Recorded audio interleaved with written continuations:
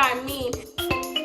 So, hi you guys, welcome back. I literally, when you guys, I was about to get into the video, like I was like, let's go.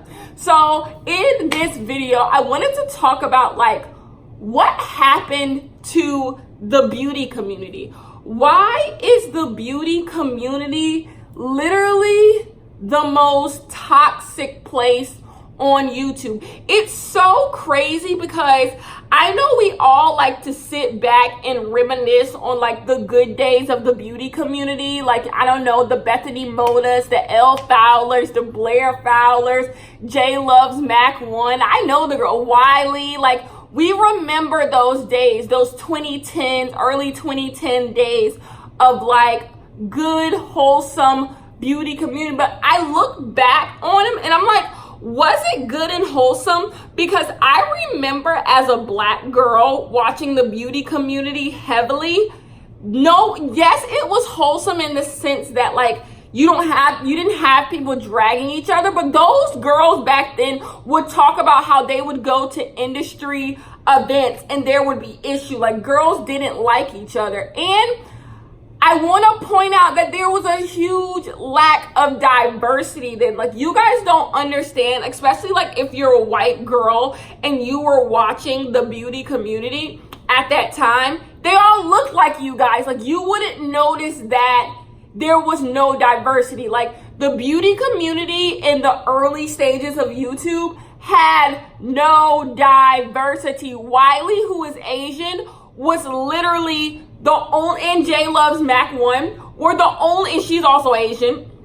They were the only two people who weren't white, who was in the beauty community. And it was just so, even those days had its issues because there was a huge eraser on anyone who wasn't white or like white passing. Even the J Loves Mac 1 and Wiley have lighter skin and they're very palatable Asian women. So even then, it was just, there was a certain type of person who was supposed to be in the beauty community. And the only reason why I bring that up to start this video is because it wasn't that long ago. 2012 wasn't that long ago. 2011, like the What's in My Bags, the, Get Ready With Me, the monthly favorites, that time wasn't a long time ago. I remember those days. And I also remember those days of feeling like I wasn't seen or I didn't matter. And my parents would have never let me start a YouTube channel back then. Like, I don't even think they like me being on the internet now. They definitely, when I was 15 years old, were not going to let me have a YouTube channel. But no one looked like me. Like, Jackie Aina did come along and she looked like me, but there was, and this actually goes on all of YouTube, we didn't get an influx of Black creators, Black beauty creators, until like 2014. And that's the truth. That is the honest to God truth. And that's why to this day, there aren't that many poppin' beauty gurus of color. There just aren't. And that goes for Black and any, they're just not. They're not in the game the way the white ones are. So I don't want to start this video by saying back in the day, the beauty community was so pure, the beauty community was so great, because that would just be a fallacy. That is not true. There was a lack of diversity. The girls still had issues. I remember watching the videos and was like, oh my gosh, I don't like going to industry parties because people do this. So there was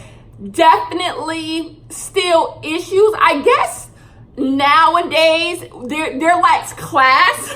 The girls really kept it to themselves if there were issues. And because at that time, you watched the YouTube videos and you left. You didn't try to reach for more. Like, nowadays, everyone's a sleuth. Everyone wants to know the tea. But back then, you kind of took what you were given because I guess you had no other option. I don't know. There were things like Lipstick Alley. Lipstick Alley is this website where all the messy girlies go and to talk all their mess about any. Go to Lipstick Alley, type in any YouTuber, and you will see thread upon thread upon thread of all the mess That is, I've never been one that frequently would visit Lipstick Alley, but if I wanted to know anything about any YouTuber and I type it into Google, they will send you to Lipstick Alley because someone has done the detective work. So Lipstick Alley has always been around, but Lipstick Alley was kind of looked down upon. It was like the messy hoes, and like, so even then it wasn't glorified to be on Lipstick Alley and talking all this mess about your favorite beauty guru. But nowadays it is a thing that you deserve almost to know more about what is going on in your favorite YouTuber's life, specifically beauty. So I was asking myself, I'm like, when did the beauty community become this? When did it become a place that you honestly have to take a break from? Like, how many times do you hear beauty gurus saying they're taking a break, or they're not doing this anymore, or I just need some time to myself? Like, it's just, I don't know if are the beauty gurus the issue, are the consumers the issue, or are we both the issue? Because like I said, the girls weren't taking breaks in the early days. Yes, they had beef amongst each other, but I guess maybe possibly, this is just me throwing out ideas, maybe because we as consumers didn't insert ourselves in their drama, it kind of kept it under wraps. And also, there's a sense of gaslighting. Like, when these gurus get caught up in a scandal, caught up in something, they like to go away and hide out like we did something to them, like we made them do something. So there is the issue of that. But I don't know, you guys. I was just wondering, I'm like, because you guys, I don't watch beauty channels anymore. And I noticed the shift when people started saying boring content and good content in reference to the beauty community. I remember, I forgot exactly who I was watching, and I wouldn't say their name even if I remembered, but this girl said, she was like, oh, I don't watch makeup tutorials anymore. Those aren't boring. And those are boring. And I'm just like, wow.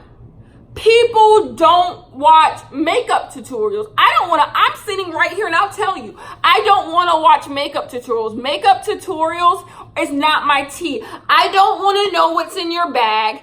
I might want to know your monthly favorites, but not really. Like, I have to really like you to care about that. Like, and so I was going down the list of all the things that beauty gurus would usually do. And I'm just like, I don't want to see any of those things. And so it's like, maybe our expectations changed in beauty guru, like, because we all sat down and we would watch beauty gurus. So how is it that now that none of us enjoy their content anymore? Even when beauty gurus try to make wholesome content, we don't watch. And that you can just go by the views. Nobody watches. The only time a beauty guru gets some shine is if it's mess. Like, period. Look at the two top people in the beauty community, Jeffree Star and James Charles. They are mess. Everything they do is mess. Neither of their channels are popular because of makeup per se. They're popular because of controversy. And that has become the biggest thing in the beauty community. Controversy. Anytime you watch, I'll speak for myself, I don't know about you guys, but I'm not clicking on a beauty channel if it doesn't have any type of controversy, if it doesn't have some type of mess. Like, we know I'm a messy hoe who lives for drama, but I only click on, but the thing is, I will watch other sectors of YouTube videos that don't include mess. Like, I will watch a family, I will watch blogs, I will watch all these other mukbangs. I would rather watch people eat than watch a makeup tutorial. And why is that? So I will watch other sectors of YouTube that don't have any controversy. But when it comes to the makeup, I don't want to see anything. I don't want to see it anymore. And so I was asking myself, why is that? Why is the makeup industry only thriving when there is controversy? Why do people only care about the makeup industry? For example, if a beauty guru has not been exposed, if they are not going through a scandal, if nothing, like if their life is just on the straight and narrow, we consider that person to have fallen off, or no one's really thinking about them. Because the truth of the matter is, if a beauty guru is not involved in something, some type of scandal, no one is checking for them. So I'm like, so is it the consumer's fault that we only care about the beauty community when there is drama? But my answer to that was no, because there was a time when we were watching the makeup videos. We were doing the monthly favorites. We wanted to know what was in your bag. But I would say between 2015 and 2016, we got this era of fraudulence. We got the era where a lot of beauty YouTubers were getting exposed for lying, for doing a bunch of fraudulent things as far as monthly favorites go, as far as the what's in my bags. Then you had people doing get ready with me, the makeup tutorials about they were collabing with someone every single month trying to get us to buy something. And I think something about that corrupted the beauty community. The constant collabs, the constant scandals that these people were being caught in. I want to make that very clear. They were getting caught in these scandals. The things that they were being accused of, they did. So I was just like, oh my goodness, that bingo, that is where so many people got lost in the sauce, me included. You lost me. When I found out you girlies were doing monthly favorites and you were getting sponsored for every single thing in your monthly favorites, I didn't want to watch those anymore. When you had a whack ass Too Faced collab every month and you were giving us tutorials, I'm not buying it. I don't want to see it anymore. Anytime you come on your channel, you're trying to sell me something. I don't want to see it anymore. You're showing Morphe all the time. I'm thinking Morphe is that girl, but come to find out, you're putting out a palette with them in 3 months. Don't want to support you anymore. So you just got this age of just fraudulence, and it just became, okay, that's what the beauty community is. So I don't think it's fair to blame the consumer as to what happened to the beauty community, because I think the consumer just took the beauty community for what it was. The beauty community got very popping. That's on period. The beauty community got very popping. And people were making a lot of money in the beauty community. And the beauty gurus I use lightly, overstepped. They overplayed their hand, and it bit them. Like, it ended up being their downfall. You thought you were better than people. You thought you could scam people. You thought like the world revolved around you. You thought your audience was going to be there forever. People were going to care about makeup tutorials forever. People were going to care about collabs forever. We don't care anymore because all the fraudulence that came along with it. So it got to the point where everyone chose camps. Either you were on this camp, that camp, that camp, that camp, and you stuck with it. And that's where we are today. You watch your girls that you watch, and if you're like me, you didn't choose a camp. You just stopped caring altogether. And that is what happened to me. I stopped caring. I didn't have time to decipher what was good, what was bad, who was lying, who was this. So now I don't frequent it. There were times where if a makeup person was recommended to me, I would click on them. I would want to know, oh my gosh, what look is she doing? What's in her bag? It's been years since I've jumped down the rabbit hole of makeup YouTube. I haven't, and that's why makeup YouTube is the hardest sector of YouTube to grow in. It's damn near impossible to build your channel in 2019 based off makeup, because no one jumps down the the rabbit hole of makeup YouTube because we've been turned away. We've been used and abused several times by makeup YouTube, and we don't want it anymore. We've moved on, and it's sad that there's so much up and coming talent that could be getting recognized, but we don't care. If you're not involved in a James Charles scandal, a Jeffree Star scandal, a Jaclyn Hill scandal, we don't care. We don't care because that is what we were given for so long. We've been fed it for so long. When you try to go back, we don't want to go back. We don't want to go back. So I'm not going to and then you have the people who aren't messy, who don't love the drama, because I'm going to be honest. The drama even got stale for me. This Jaclyn Hill and James Charles situation back with Tati, those are the last two scandals I was heavily involved in. Before then, I can't name the last makeup scandal I cared about. I don't go on trend mood. I don't like the beauty community. The people that were in it became so toxic. The only option was for the consumer to get just as toxic. And so that's kind of where we left it. We really just weren't interested anymore. So the beauty community, do I think the beauty community will see another heyday? No, not on YouTube at least. I think it's done. Not to be that person, but Jaclyn Hill's lipsticks, I feel like kind of closed the book on the beauty community. We're done.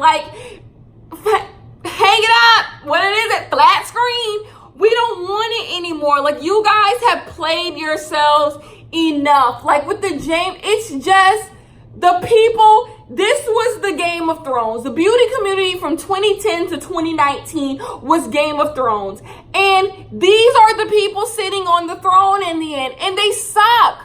They suck. The people who are at the steering wheel of the beauty community suck. Do I need to run down the names? James Charles, Jeffree Star, Tati, Jaclyn Hill. Do we need to run down the names? You all suck. You suck. And no one wants to be around you. It's almost like you've been mean to so many people, you have no one left. You have no one left. No one wants to be around the beauty community. But what really sucks the most about it is these people have tainted the beauty community. The beauty community is such a mockery. It's such a joke. Good old Susie can't even do her makeup tutorials and get any views because no one wants to go down the makeup YouTube rabbit hole. No one wants to do it. So yes, in some weird, obtuse way, it's just scandal sells. Scandal, mess, sells, and it's almost you get rewarded for being messy. The beauty community is just a place where if you're not messy, you're not popping. Therefore, people run to be messy. People run to be anything other than nice in order to get a buzz. And it's just that's what the beauty community has come to. And it's sad because to me, the beauty community is a wasteland. There's no reason I would tell anyone to go watch any beauty YouTuber's video. And that goes for all the girls. I don't think really any of the popular girls are offering anything of substance. And because that shift in the beauty community to mess is shifted towards mess, you lost nuance in the beauty community. Everyone was trying to be controversial and no one wanted to be a good person. So you lost the beauty community coming up with new trends. There were a time when there was new tags, there was new makeup looks, there was newness in makeup, but that has long gone because no one's trying anything new. No one's trying to be new or fun or remember that phase, 100 layers of stuff. And people were putting on 100 layers of highlight and stuff. That's the stupidness that controversy YouTube started. And instead of coming up with things that are actually creative and fun, that's just dumb. So I just feel like the beauty community is lost and to never be found. And this kind of started From the very beginning, you got lack of inclusion, lack of diversity, lack of people feeling involved. And now with social media, the mean girls win. In the beauty community, the mean girls win. And who wants to be a part of that? Who wants to frequent that? No one. And that is why the beauty community is trash. And you hate to see it, but it's just it. Anyways, I love you guys so much. I will see you in my next one.